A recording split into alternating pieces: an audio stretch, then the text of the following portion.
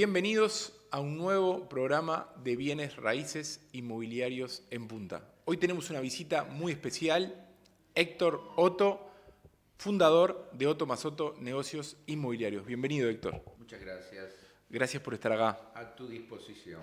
Te voy a llevar por toda esa línea de vida, todas esas anécdotas increíbles que podés tener del rubro inmobiliario y personal también, pero quiero llevarte al pasado, a tus comienzos, a esa vida familiar de chiquito. Contame un poco de dónde sos, cómo era tu familia cuando eras recién nacido, chiquito. ¿De dónde venís? Chiquito. ¿De dónde venís? Nací en Luján. En Luján. Provincia Bien. de Buenos Aires. En el año 45. Bien. Saca la cuenta. Bien. Joven. Un joven. joven que nació en el 45. Sí. Bueno, vivimos 11 años viví en Luján. Sí. Muy agradables. Bien. Porque al nacer en un pueblo Claro. pueblo chico, con cero progreso general. Claro. Éramos muy... la puerta de la calle estaba siempre abierta. Siempre abierto, claro. Claro. Entrabas y salías. Te pasabas en la calle. Todo el tiempo. Y de chiquito. Claro.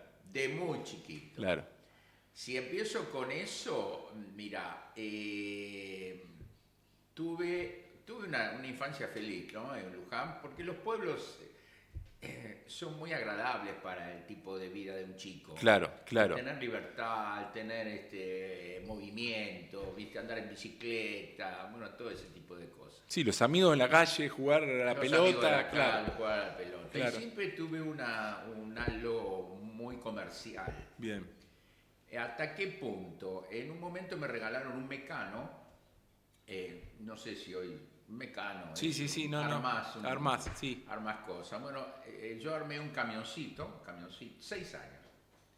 Armé un camioncito y compré tiza blanca, la rayaba, la ponía en un frasquito, chiquitito así, compraba con un corchito, a veces lo compraba, a veces lo iba a buscar que lo tiraban del hospital Claro. a un terreno y yo iba y lo agarraba, que era donde sacaban las inyecciones, lo limpiaba, lo lavaba bien y le ponía la tiza. Y con ese producto salía a la calle con un chico, con un hilito, con el camioncito a tocar timbre a las casas para venderle este producto para las chicas. Antes las chicas iban al colegio con un zapatito blanco que se llamaba Guillermina. Claro. Blanco. Las chicas iban con ese zapatito. Y yo le vendía la tiza blanca para que con agua pudieran mantenerlo. Claro. Tenía 6 años. Claro. De ahí, un montón de cosas. Me encantaba eso. Después me puse en la calle a vender revistas usadas. Conseguía revistas y las exponía en una vereda. Y las mujeres, en esa época se usaba mucho la revista. Claro. No estaba toda la tecnología que hay ahora. Claro, no había celular, obviamente. Nada. Nada.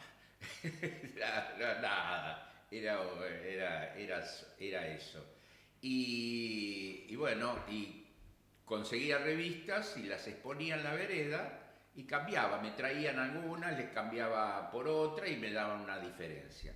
Bueno, eso fue durante la etapa de Luján, digamos. ¿Y qué hacían tus papás ahí? ¿De qué vivían? ¿Cómo era el ingreso familiar? Mi papá en ese momento tenía... Voy a tener que entrar después en una parte política que es que mucha gente, y yo te diría que la mayoría de la gente no lo sabe, mi papá tenía una panadería. Había puesto una panadería, había pedido un crédito, creo que el Banco Provincia en ese momento, había hecho un horno de panadería con una cuadra que es donde se amasa, bueno, todo ese tipo La de típica cosas. panadería de barrio. La típica panadería de barrio. Bueno, esa panadería, bueno, trabajaba, Otto se llamaba la panadería Otto. Estaba en la calle Uriburu, 1232.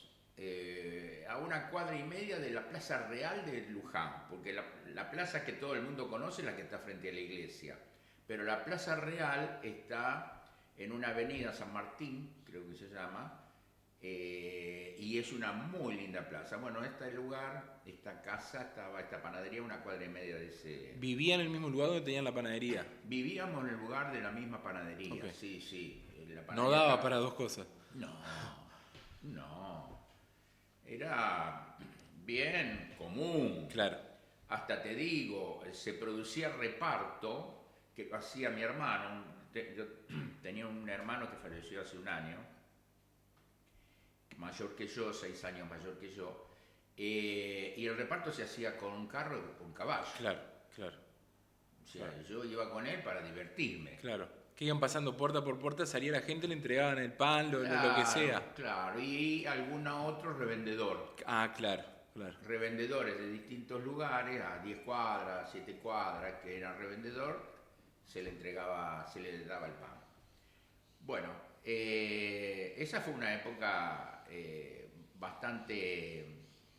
bastante, digamos, luchada por parte de mi papá, Claro. de mi hermano, porque ahí, esto es cuando entra la política no buena, que era la época de Perón, del 55. Mi papá, por cuestiones de comercio, fue obligado a tomar gente. Los sindicatos dominaban siempre, en la época de Perón era así. Y tenía que tomar gente para la cuadra, para ayudar. Sí, En esa, de lo que yo me acuerdo, en ese momento habían tomado uno que se le decía palero, que es el que pone el pan dentro del horno. Vos pones el pan dentro del horno, lo dejás cocinar, que tenés que estar media hora más o menos, Sí. 40 minutos, que se cocine, y a ese señor se le decía, bueno, ponía el pan y se le pedía su colaboración con nosotros, con lo que hacen la factura. claro. No, yo soy palero. Entonces tenía un banquito, se llevaba una revista, se sentaba en la puerta. A esperar que estuviera el pan pronto. Los 30 minutos, 40 minutos, el tipo miraba la revista, así entretenido, y ese era el trabajo, y sacaba el pan. No lo podías echar porque se te venía el sindicato encima, era una cosa que era así, que todavía sigue siendo así. Fíjate que la ley la cambiaron ayer, la ley laboral La laboral, sí. en Argentina fue aprobada ayer. Bueno, esto viene del 55. ¿Qué pasó? Nosotros teníamos familia, mi papá por supuesto estaba en contra del peronismo porque el pan se fijaba en ese momento a 1,70. ¿Cuál era la gran del peronismo? Que la gente tuviera pan y tuviera carne. El pan no lo podías aumentar. A vos te aumentaba la bolsa de harina que venía, pero vos el pan no lo podías aumentar porque era popular. Estaba obligado a venderse a 1,70. Estaba fijado el precio. Estaba fijado. Bueno, de a poco se fue fundiendo, Claro. evidente. No tenés mucho... No hay margen. No hay margen, no tenés recursos. Entonces, bueno, él protestaba contra el Perón, contra lo que le estaba ocurriendo, contra eso. Y ahí en Luján es un pueblo, un pueblito. ¿Qué pasaba? Yo después fui aprendiendo, me fui dando cuenta. Había jefe de manzana. Jefe de manzana, esto te estoy hablando como si fuera la época de Hitler, ¿eh? Jefe de manzana, ¿qué era el jefe de manzana? Era el padre, después me enteré, el padre de un amigo mío, era el jefe de manzana, era el que decía cómo se comportaba la gente Con respecto con al respecto gobierno. al gobierno. Ese era el jefe de manzana. Como nosotros teníamos familiares en Buenos Aires, que estaba mi abuela, mi tía, los familiares directos de mi papá y de mi mamá también estaban en Buenos Aires. Algunos fines de semana nos veníamos para Buenos Aires en una camionetita que se llamaba Desastre, Justicialista, se llamaba la camionetita. Justicialista la hacía Perón. No andaba, era una porquería. 0 kilómetros, se paraba a la mitad de la ruta, qué sé yo. Había que poner alambre, un desastre. Bueno, pero querían hacer popularidad y hicieron esa porquería. Bueno, la cuestión que Cuando volvemos de Buenos Aires, veníamos, los lunes se cerraba la panadería. Nos íbamos el sábado a la tarde, estábamos domingo y lunes, que estaba cerrado, y volvimos, ¿no? Volvíamos así, hacíamos una vez por mes, una vez cada 2 meses. En ese momento que estaba todo complicado, que ya estaba, te estoy hablando casi del 55, el año 55, volvemos y encontramos la casa marcada, con unas cruces negras así, todo el frente, la panadería, la vidriera, todo marcado con cruces negras. La pared, la vidriera, bueno, salió mi mamá a limpiar, pero la pared no salía. Claro. ¿Por qué no marcaban? Marcaban la casa, como eran lo de la Gestapo, que te marcaban. Bueno, eso lo hizo Perón. Yo digo, no puede ser. ¿Cómo va a haber una casa marcada? Ya en aquel momento, claro, que era un enemigo, un contra, digamos, de la política. Por suerte, en el 55 se armó la revolución, lo sacaron a patada, que se refugió en una cañonera paraguaya. Estaba el almirante Rojas, quería hundir la cañonera. Lamentablemente no la hundió, porque si no hubiese sido muy positivo que eso se terminara ahí. Pero ahí vos eras chiquito todavía, ahí eras un niño todavía. Yo tenía 10 años. Claro, por eso. A los 11 años vine a Buenos Aires. Claro. Tenía 10 años. Bueno, viví todo eso, en el 55 se armó la revolución, lo echaron, salieron toda la plaza, qué sé yo, toda esa historia. Nos vinimos, ¿qué pasó con la panadería? Se fundió. Claro. ¿Qué ocurrió? Fue a remate. O sea, uno de los que yo hoy soy, remató la panadería. Claro. Rematador en aquel momento. Claro. Fue a remate y nos vinimos sin nada, cero. Se fueron para Buenos Aires. A Buenos Aires, a vivir a la casa de mi tía, que era la hermana de mi papá, y de mi abuela. Y ahí, como quien dice, empezaron una nueva vida, claro, vos siendo chiquito todavía, obviamente. 11 años. Yo hice el quinto grado y sexto grado lo hice ahí en la zona de Caballito, en la calle Seguí. Bien. Que era donde fuimos digamos, a concluir esa estadía. Claro. Bueno, ahí estuvimos unos 4 años y después esa casa se vendió y fuimos. Mi papá no se pudo recuperar, se quedó sin plata, se fundió. Claro.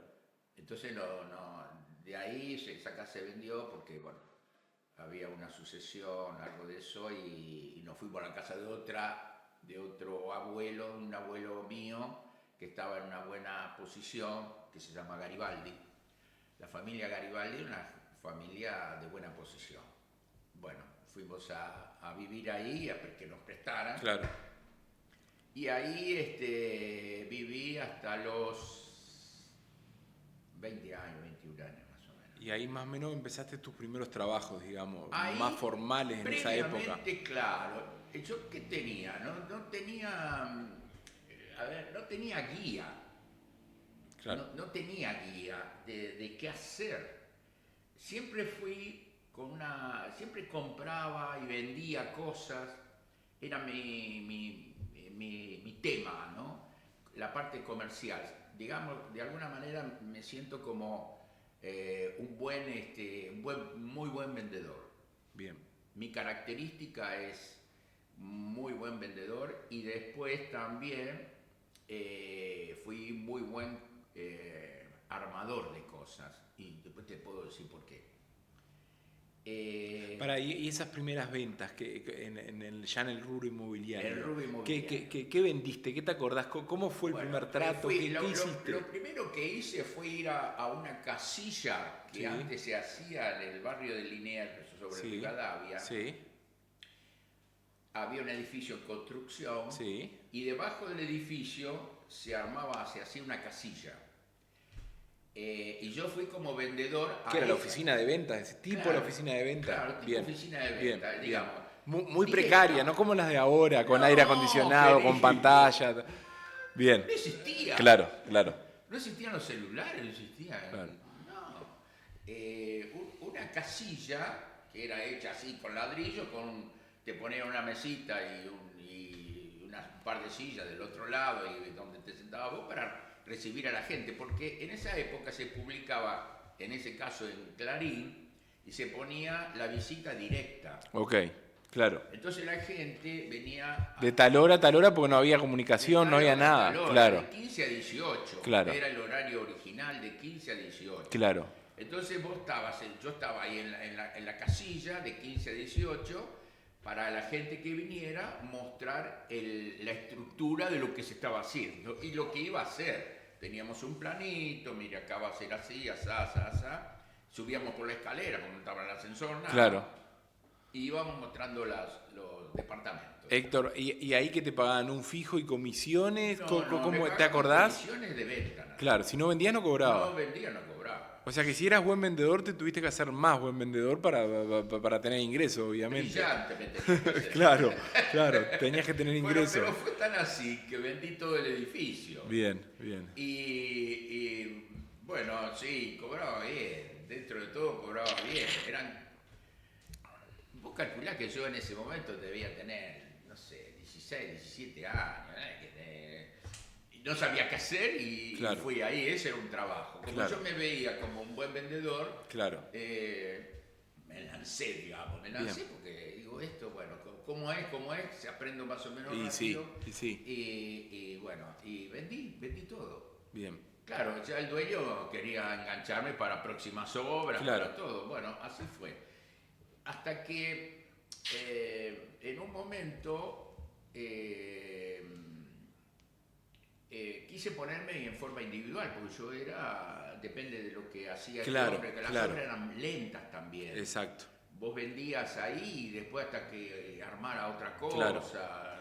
Estaba jugado a alguien de tener dependencia y aparte a un solo proyecto. Nada más, Claro. Si el proyecto salía bien, armaban otro. Pero todo eso lleva un tiempo, en el cual vos qué haces. Y vos ahí esperando la carroza, por así decirlo. La carroza, claro. Entonces... digo, bueno, a ver cómo hago. Y me alquilé, te voy haciendo más o menos lo más rápido que puedo. Alquilé un living comedor de un segundo piso por escalera en la calle Walfi, que es en Caballito. Caballito, bien. ¿Qué alquilé? La señora era un matrimonio con un chiquito. La señora no podía ir a trabajar porque tenía el chiquito. El marido trabajaba de colectivero, no sé qué era, chofer, muy buena gente. Y la señora tenía que quedarse en la casa. A su vez, ellos eran inquilinos también. Claro. Y me alquilaron a mí el living. Claro. ¿Y quién atendía? La señora. Claro. Esa era o sea, yo tenía... Esa fue tu primera oficina. Claro, mi primera oficina. Estaba acostumbrado que... la señora estaba todo el día. Claro. Entonces yo hacía la tarjeta, inmobiliaria, Walfin, segundo piso, esto, aquello. O sea, tenía una presentación. Y salía a la calle. Claro. Yo era de la calle. Ya venía con la calle. Claro. Y lo único que tenía que hacer es que cambiaba de lugar, de zona. Tal cual.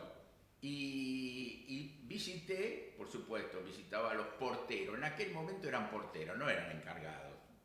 Encargados empezaron después, con el tiempo. En ese momento eran porteros. Bueno, visitaba a los porteros, le daba toda la seguridad posible, lo hacía participar en la operación. Le ofrecía el 1% o el 1,5%, dependía que me consiguiera, porque a mí no me conocía nadie. Claro.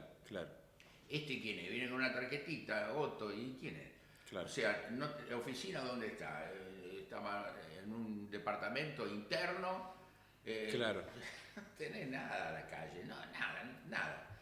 Bueno, ahí comencé este señor, uno de ellos, me consiguió departamento para vender del mismo edificio, lo vendí, le di lo que le prometí y así empezó a hablar con otros encargados, inclusive con vecinos, porque él le lavaba la vereda a un vecino que tenía una casa, un terreno grande, que me lo dio para vender y lo pude vender para una constructora. Bien. Ya ahí me cambiaba la cosa. Claro. Estaba en otra. Ya cambiaba la ecuación. Claro, cambiaba la ecuación. Bien. Entonces, y casi con socios que eran los porteros, porque eran tus vendedores. Era con los porteros. Bien. Típica historia de arrancar en la calle, porque tu socio y vendedor era gente que estaba en la calle. Puramente. Puramente. Después voy avanzando un poco y ahí vengo con historias a lo mejor más entretenidas.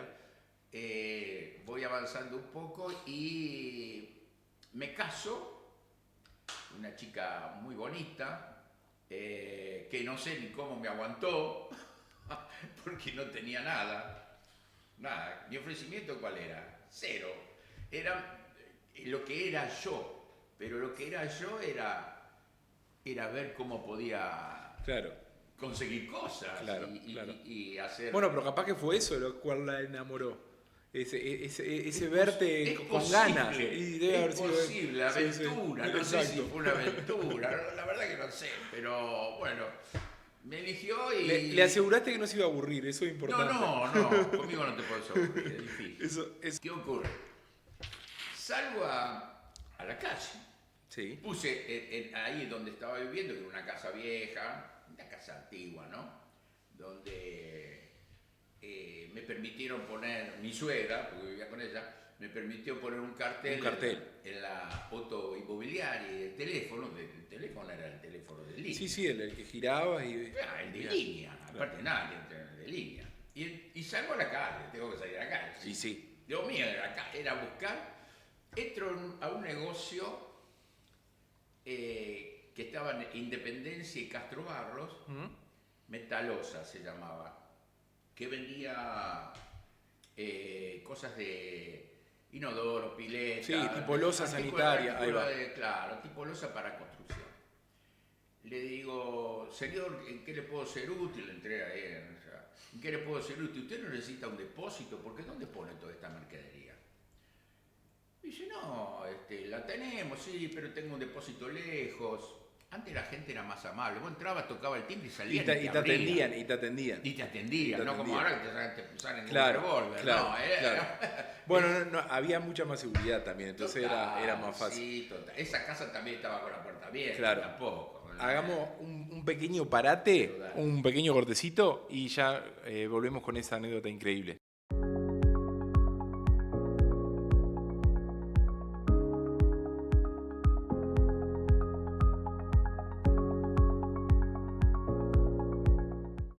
Bueno, seguimos con esta historia increíble, con esta anécdota que estabas contando. ¿Qué pasó? Este hombre que tenía inodoros, ¿qué pasó? Tenía pileta, todo para la construcción. Sí. Necesitaba un depósito cerca. En realidad, él me dice, me marca un terreno que estaba enfrente prácticamente por Castro Barros, Independencia, estoy diciendo Castro Barros Independencia, un terreno que era de un señor que no se lo vendía a nadie, porque era millonario, el tipo Claro. no le daba bola a nadie, Claro. era nada. Intratable en la zona, por lo que decía la gente de la zona, ¿eh? No, con este intratable. Bueno, que era el dueño de una casa velatoria, de planta baja y 2 pisos, 2 o 3 pisos tenía. Digo, bueno, yo me mando a la casa velatoria. Entro por el pasillo, hasta veo que hay una oficina en el final. Sí. Por supuesto, vas entrando, vas viendo distintas posiciones de Cajones, velatorio, todo, sí. claro, con la gente y todo. Llego a la oficina final y me paro y veo que hay 4 o 5 personas jugando a las cartas. Y uno de la punta me mira así y me dice, pibe, ¿qué querés? Busco al señor Prado. La casa se llamaba Prado, Velatorios Prado. Busco al señor Prado. ¿Para qué? Y porque yo quiero saber, porque tiene un terreno acá que le puede interesar al señor, yo tengo un cliente que lo quiere comprar, bla, bla, bla, de lo que es el rubro inmobiliario. Me dice, ¿sabés jugar a las cartas? ¿Sabés jugar a las cartas? Digo, sí. Bueno, ven y sentate. Me siento. Me faltaba uno, me dice. 3 horas jugando ahí. Tiki. Ya no hablaba de la casa, no hablaba de nada. Claro. Digo, a ver, algo de acá va a salir, qué sé yo. Se porta bien conmigo, yo qué sé. Me dice, bueno, terminamos de jugar a las cartas, 3 horas, vení conmigo. Sí, ahí es donde aparece la fortuna, ¿no? Las cosas improvisadas que son que alguien te la manda y dice... Sí, pero igual la buscaste, porque fuiste hasta ahí. Voy, toco el timbre, igual la buscaste. me la paso claro, tocando timbre. Claro. Entonces me lleva a la casa de él. Un petit hotel en la calle Castro, espectacular. Él se había hecho una casa en la calle Quintino Bocayúa con pileta. Ese petit hotel no tenía pileta. Petit hotel es planta baja y primer piso. Claro. Pero majestuoso. El mejor del barrio. Me dice, bueno, ¿lo querés vender? Sí, señor, sí, claro, por supuesto. Bueno, te permito que pongas cartel, te voy a pagar el 1% de comisión. Yo ni estaba mudo. El 1% de comisión, preparar una autorización de venta, así la firma mi mujer y te la firmo yo. Y lo vendes, quiero 25.000, no me acuerdo, que era 25.000, con 10 contado y 5 por año, en 3 años, con el 15% de interés anual. Me dio todo, me fui corriendo, hice la autorización de venta y me fui a la casa nueva donde él estaba viviendo, que era una cuadra, Claro. para que la firmara la señora. ¿Quién era la señora de este señor? Ahí viene una parte de la novela. Era la señora de Boggini. La señora de Prado, que el apellido era Boggini. A esa señora después la secuestró el plan Puccio. El clan. Claro, el clan, sí. El clan Puccio. Hicieron hasta películas y demás. Claro. Sí. Esa señora es la que fue secuestrada, que se salvó porque el hijo no pagaba el rescate. O sea, mataron a todos los que secuestraban. La película, que creo que la hizo Franchella. Sí. Bueno, esa señora estaba metida ahí, no sé, la tuvieron 2 o 3 meses, era la señora de Prado.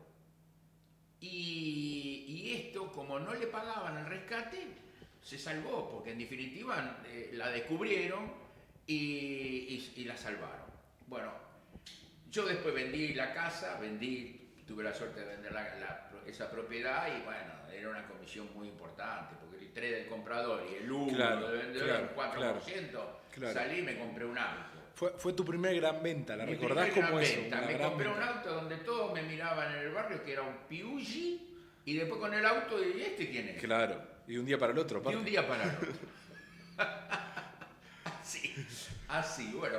Qué bueno. Después me empezaron a tomar cariño, digamos, de alguna manera. Aparte, esa casa era el deseo de todas las inmobiliarias. Claro. Y cuando yo puse el cartel, ¿este quién es? Claro. ¿Cómo este? Si no tiene ni oficina. Claro. ¿Quién es? Claro. Y la vendí. Bueno, la cuestión que esa parte fue muy, muy entretenida, muy buena, y fue una apertura que me dio este hombre, que digamos que fue la apertura mayor que tuve en ese comienzo. Claro, era lo que en el necesitabas. barrio, Claro. Ya mi apellido comenzó a ser nombrado. Claro. Y la vendió Otto, y qué sé yo, Otto, ¿quién es ese que va ahí? Claro. O sea, era una cosa, ¿viste? El que se compró el auto nuevo. Y se compró el auto nuevo, un Dodge Polara me compré. Claro. No era una pavada, Claro, un Dodge Polara. Claro. Bueno, fue muy, hasta mi suegra me empezó a mirar con cariño. Claro. Mirá, Que es mucho decir. mirá el yerno. Escuchá. Claro. Dice, mira, pero vos cómo estás con esto, que no tiene nada, y después resulta que aparece con esto. Bueno, muy bien. De ahí comenzó una tarea más normal. Más profesional más también, empezar de a poquito. Claro, porque me fui desarrollando más profesionalmente. Claro. Empezaron los mismos colegas, me empezaron a abrirme la puerta, porque primero, no, quién es, qué sé yo, te dejaron costadito, y después, cuando vos vas marcando algunos pasos interesantes, bueno, te quieren conocer. Claro.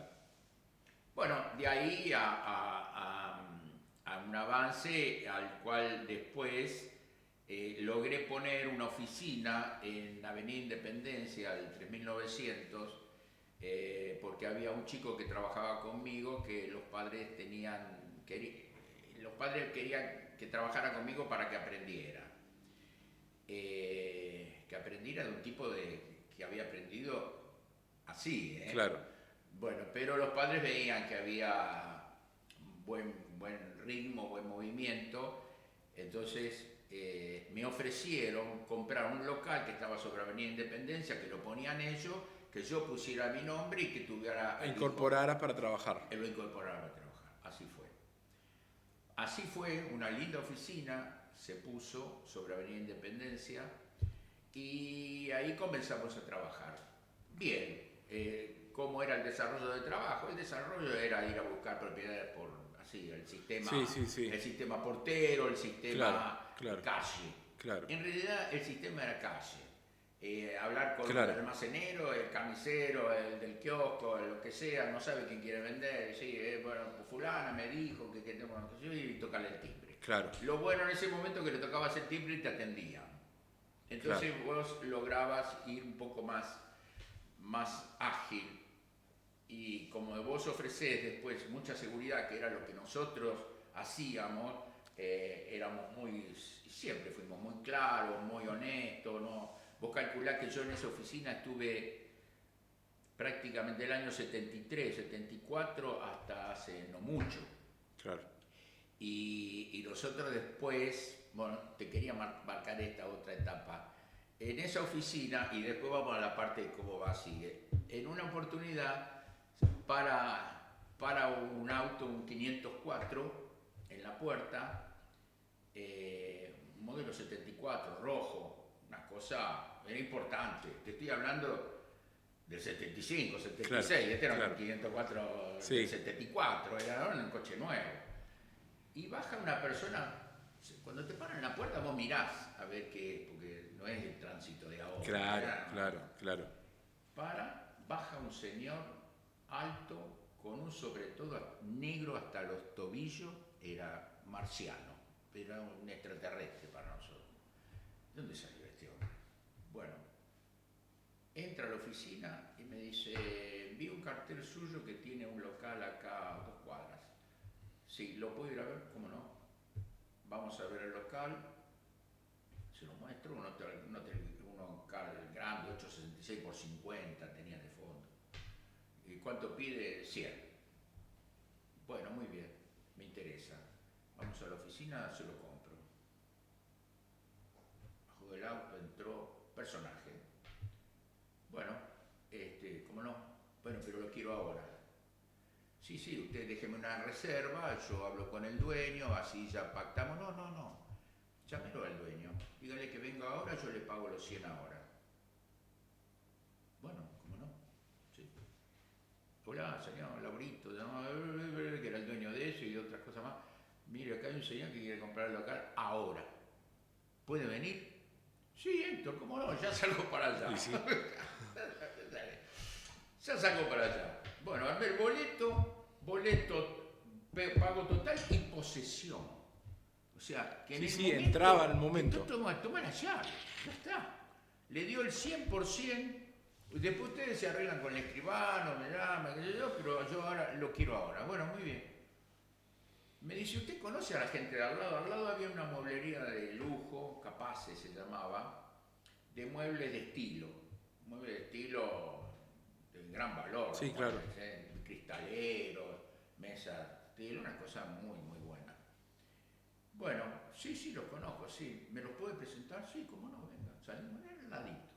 Vamos, entramos al lado, veo al vendedor, mira, el señor quiere ver alguna cosa. Sí, por favor. Yo me quedé ahí a un costado, sí, acá está el vendedor, sí. Bueno, empezó. Quiero esta mesa, es esta silla, ese cristalero, estoy marcando con la... No preguntaba nada, cuánto valía, nada. Esto, hágame la cuenta, dígame cuánto es. Así. Entonces el otro me mira y dice, ¿de dónde salió? No sé, salió, paró en la puerta y... Claro, cayó. Y cayó. Y sacó la valijita, vino con la valijita, abrió la valijita llena de dólares. En ese momento no se ni un número, nada, era todo así. Claro. A contar, este hombre, Laurito, firmó, se llevó los $100.000, chao. Yo seguí, me pagó la comisión, seguí, y Laurito también, porque era directo, y le pagó ¿cuánto es lo suyo? Lo hizo venir a la oficina, ¿cuánto es? No sé, 30, 20, tome, chao. ¿Y esto qué es? A los 3, 4 días veo el local lleno de autos, una semana, lleno de autos. Entonces voy, me llamaba la curiosidad. Claro. Voy, entro, y había un muchacho. Le digo, mira, yo vendí el local, un señor que vino. Ah, sí, mi papá. Ah, sí, ¿tu papá? Sí, tu papá. Ah, mira. Bueno, no sé, vine a ver cómo era, qué era lo que... Sí, pero él no vive acá, él se fue, vive en España, en Marbella. Ah, bueno.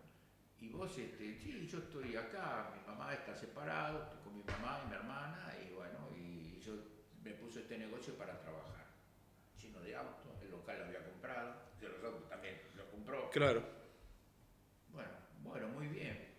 Así fui frecuentándolo un par de veces y le digo, mira, el auto de tu papá me gustó, vos sabés, ese 504. El 504. ¿No lo venderá? Te había quedado ahí. Me había entre quedado, ojos. cuando lo vi, tenía manubrio de cuero, pero Claro. era una cosa, Claro. una cosa, para ese momento, Obvio. digo, aparte, si hice buen negocio con él, me debe tener alguna consideración, Claro. le digo, qué sé yo, el precio, alguna financiación, algo. Bueno, yo le voy a hablar, le voy a preguntar a mi papá. Lo llamó y le pregunté, mira, acá está otro que quiere decir, bueno, buscaré la vuelta, vendéselo. Le dice, bueno, bárbaro, me lo vendió, terminé comprando el coche, parecía que era el rey del barrio. Con el auto ese, era una cosa fenómena. ¿A dónde va? ¿Quién era este señor que vivía en Marbella? Yo cuando dijo que vivía en Marbella, yo no sabía que era Marbella. Claro. Era otra época, obviamente. Era otra época, no sabía que era Marbella. Claro. Marbella es un lugar donde están la mayoría de los rusos, de la mayoría de los que hacen cosas no tan santas, que terminan en Marbella porque se ve que es libre la disponibilidad de dinero. Claro. Es libre, está lleno después la conocí a Marbella, tuve la oportunidad de ir. Bueno, ¿quién era este señor? Era un secuestrador. Había secuestrado a Oberland Salustro, el presidente de Fiat, que le habían sacado, no sé si 50, 60 millones de dólares.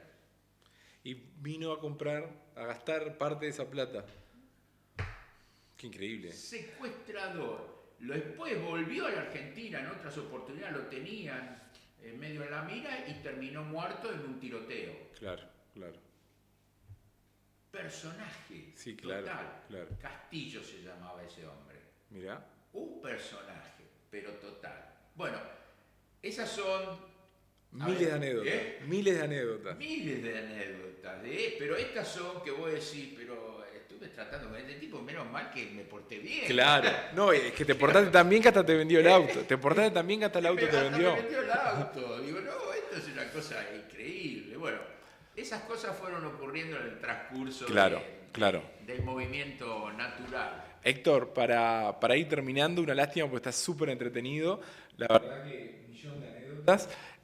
Tu vida en Punta del Este, hoy. ¿Cómo ves Punta del Este? ¿Qué te pasa? Porque obviamente que viste parte de todos estos cambios que está pasando en Punta del Este. Yo vine a Punta del Este por los inconvenientes generales que tiene la Argentina. Para vivir en la Argentina tenés que ser un malabarista. Claro. A mí me tocó, por ejemplo, en el año 73, ahora vengo a Punta del Este, el 73 el Rodrigazo. Claro. Después en el 89 el de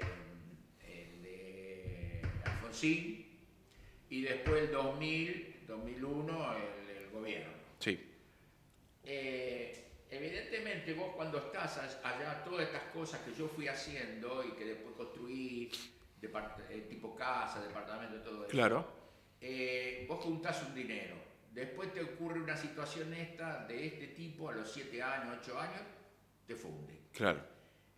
Volvés otra vez porque empezaste de otra manera, a los 8 o 10 años te agarra el otro, te liquida. Y en el 2000 fue la segunda, y en el tercera me cansé. Dijiste, me voy a Punta del Este. Me voy a Punta del Este, dijiste. Me voy de acá, claro. esto no es un país, esto yo no sé. ¿Y cómo ves hoy Punta del Este? Vendé Punta del Este, vendé Punta del Este a algún inversor que te está escuchando. Punta del Este tiene muchísimo futuro, tiene la gran posibilidad de que grandes capitales del mundo van a empezar a venir a Punta del Este por un montón de circunstancias, claro, hasta por una de hoy. Hoy Estados Unidos e Israel está atacando a Israel. Tal cual. Ahora, el mundo está muy frágil, sí, en todos los sentidos. Y lugares serios y estables, este es uno. Claro. Este es el principal de toda Latinoamérica. Claro. Sí, sin Uruguay. duda. Y ni te digo Punta del Este. Tal cual.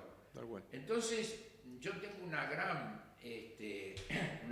ilusión en Punta del Este desde que vine, que hace casi 20 años. Claro. ¿Por qué? Porque lo vi crecer, vi las oportunidades que había. Vos calculás que nosotros